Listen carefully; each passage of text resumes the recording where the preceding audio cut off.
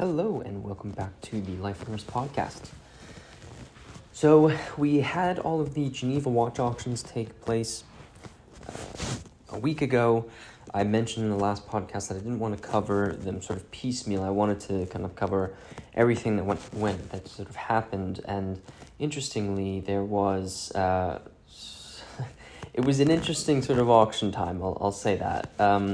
So I'll go over some of the highlights and maybe some of the interesting news related to the auctions. And then I also wanted to just talk briefly about GPHG and the winners for each of the awards.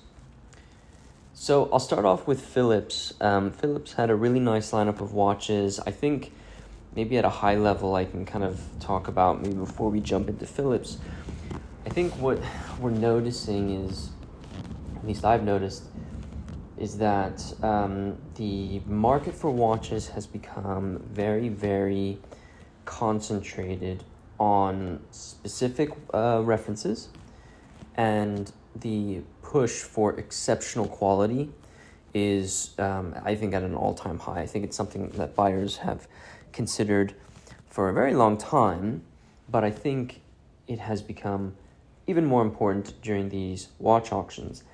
Geneva was a very good example of that. I think there were some watches that maybe sold for less than what you would imagine. Others sold for more, just based on the absolutely incredible quality of the pieces. So I don't see that changing as the watch auctions for Hong Kong kick off, and then obviously New York next month sort of has their watch auctions. I don't see that changing, but it's something to consider and keep in mind as you sort of look at the watch market as a whole. So Philips had theirs. There were some really cool lots that they had. Interestingly, they unfortunately lost their record of I think they had 3 years of white glove sales. This time there was one watch that was passed on, and so unfortunately they had only sold 99% of their lots, but still did a very put on a very great auction. 39 million Swiss francs was the sort of total value. And I think everyone was just very excited to have the auctions taking place. I think easily the highlight was a Patek Philippe Nautilus reference 3700 in platinum, which is the only known configuration of this 3700. It was there was a lot of bidding on this, and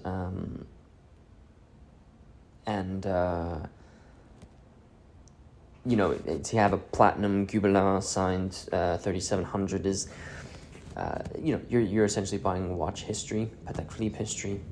So, pretty incredible. Sold for 2.5 million Swiss francs. So, I'm sure Nautilus collectors are very, very happy. They also sold 2 examples of a 2499 that was really great.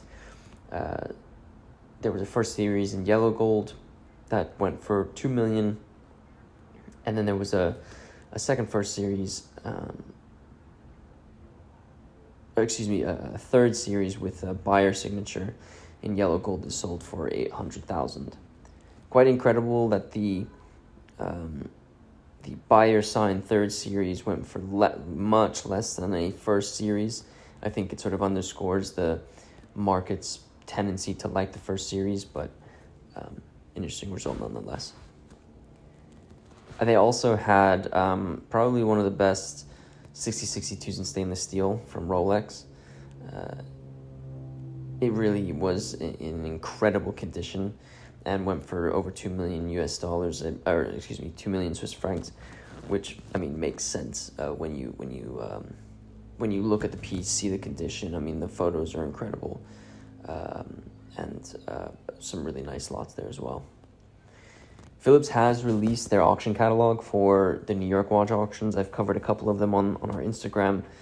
but I'll leave a link in the show notes to their press release for the Geneva auctions, and then I'll also leave a link in the show notes to their to the New York watch auction, so you can take a look at some of the lots in case you are interested in seeing what's coming up for sale. Obviously, it's December is always kind of a nice time because you're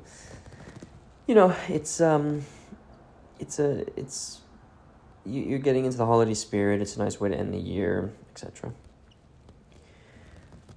I wanted to move on to Christie's, where there was some really interesting sort of drama related to the Christie's watch auction. So I'm going to leave a link in the show notes to a really great Hodinkee article that sort of summarizes this really well. But basically, there was the single owner sale for Mohammed Zaman's collection started about an hour late. What was really interesting is then Christie's basically said, we're revising all of our estimates up. And then we were also told that there was a third-party guarantee on every lot, which is something that you don't typically see in watches. It's really, really common in the art world. It's basically a way that it's a financial instrument where you get a third party to guarantee, or a guarantor agrees to a minimum sale price for a lot. So in this case, they agreed to a minimum sale price for every lot at the auction. If the lot doesn't receive any other bids above that minimum, the third party pays the price and then takes the lot. But and for doing this, the auction house or Christie's would pay a third party fee. The third party also typically takes a cut of any profit if the guaranteed lot sells for more than the agreed upon price as part of sort of the deal that they've structured. And so it's using this in this auction is quite interesting because it increases, it basically says, yep, this auction will be liquid and the market will be liquid for these watches. It was quite interesting because it was basically apparently the night before, a third party from the US approached them if they would consider a third party guarantee, and they had to work all of that out, and they only were able to finish off that deal at about 10 a.m. the next morning, and so obviously the auction was late accordingly. It's a little bit suspect. There's a lot of memes kind of going around about paddle number 1013, which I think was basically the guarantor. But they did have some really nice lots that they sold.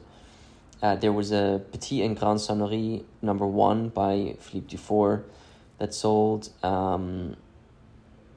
It was sold for about over 5 million Swiss francs. Marlon Brando's 1675 also sold. This is a watch that sold, I think, back 4 years ago for 1.95 million US dollars. And it's quite interesting because I think there was a little controversy on whether or not this watch would get the attention that it would after 4 years. You know, you have to generate some interest in it, you know. But it did really well, sold for 4.5 million Swiss francs. So I think the market for rare Rolex is still there. There was also a really amazing George Daniels number 00 in platinum that sold for 1.8 million Swiss francs. And then there was also a platinum Jumbo Nautilus reference 3700 with diamond, I think hour markers, and they gave for a bracelet that sold for 1.6 million Swiss francs. Really, some great lots, a little bit of controversy, which is always difficult to sort of go through. There was also a really cool Cartier London dice that sold for 138,000 Swiss francs. These were made in very, very few quantities. I think I've only seen a couple of them. I mean, it's a fairly small watch, but a very unique dial, and I think that's really what did it for that lot. There was also a really incredible Cartier bamboo, so it's this yellow gold Cartier that has this really interesting case design that makes the outside of the case kind of look like pieces of bamboo, and that sold for 50,000 Swiss francs at Antiquorum. What was really interesting is that I mentioned on my Instagram, and I think I also mentioned it on one of the podcasts, there was a 1518 Clarine Mustard that had, well, it was a pink on pink 1518. Only 14 pink on pinks are known to have been produced, and it had this integrated bracelet. And I thought that was such a unique, first off, it's a 1518 pink on pink, but it was a very unique, watch with the bracelet. But it actually was passed upon. I found that to be, kind of interesting. Not something that I would have expected. It was at Sotheby's, just didn't end up selling. I thought it looked like it was in fairly good condition. The bracelet looked incredible. The color of the case was really nice. I'm actually not really sure why that was passed on, if I'm completely honest.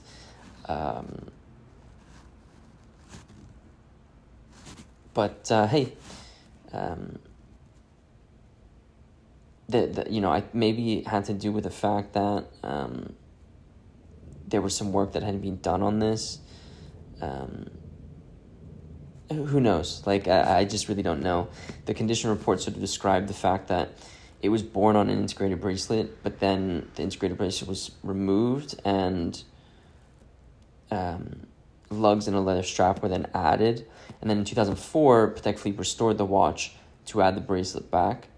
I don't really know. I think that's an interesting story, actually, to sort of describe it that way. But,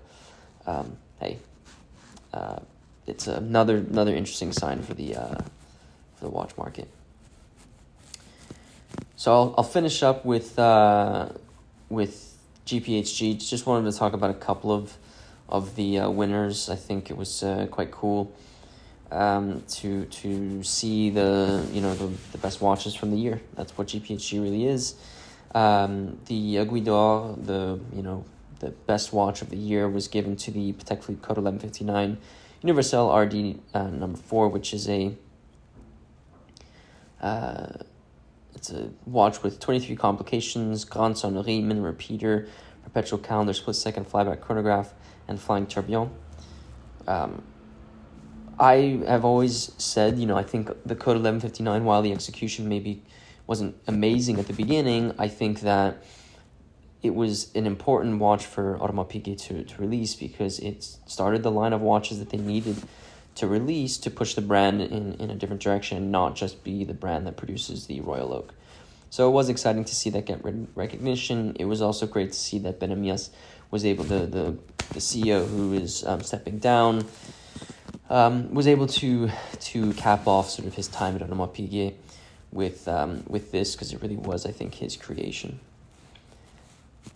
I only want to mention one other watch, the men's complication watch, which went to the Voutilainen World Timer.